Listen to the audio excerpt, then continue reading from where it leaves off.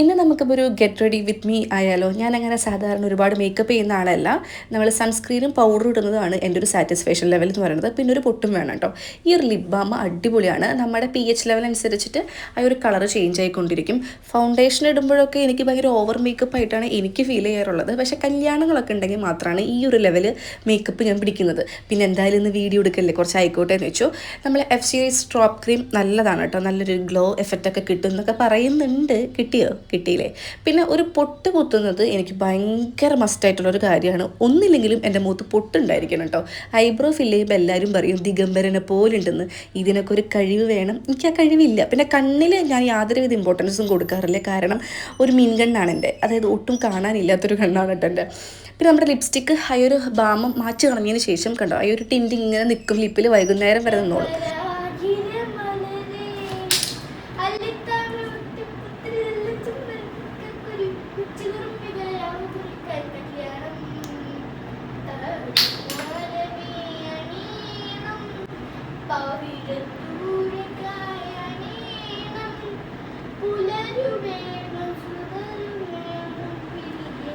പാറുമോൾ ഇങ്ങനെ ഒറ്റയ്ക്കൊക്കെ നിന്നിട്ട് പാട്ട് പാടാറായിട്ടുണ്ട് കേട്ടോ. ഞാനൊരു ന്യൂഡ് ലിപ്സ്റ്റിക്ക് ഇട്ടിട്ട് എന്താ പറയുക, ലിപ്പ് ലൈനർ കൊണ്ട് ജസ്റ്റ് ഒന്ന് ഇങ്ങനെ അണ്ടർലൈൻ ചെയ്ത് കൊടുക്കും. അങ്ങനെയാണ് ചെയ്യാറുള്ളത്.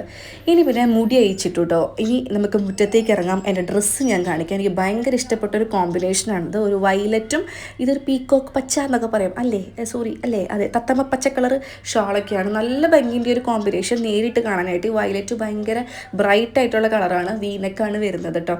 എനിക്ക് ഒരുപാട് ഇഷ്ടപ്പെട്ടിട്ടുണ്ട്. നമ്മൾ ഷാൾ കുറച്ചുകൂടി ഒന്ന് അയൺ ചെയ്തിട്ടാണെങ്കിൽ കുറച്ചുകൂടി പെർഫെക്ഷൻ കിട്ടും. ഷോൾ ഇല്ലെങ്കിലും ഇത് അടിപൊളിയാണ്. എന്തായാലും ഇത് ടാഗ് ചെയ്ത് കൊടുക്കുന്നുണ്ട്, ചെക്ക് ചെയ്യട്ടോ.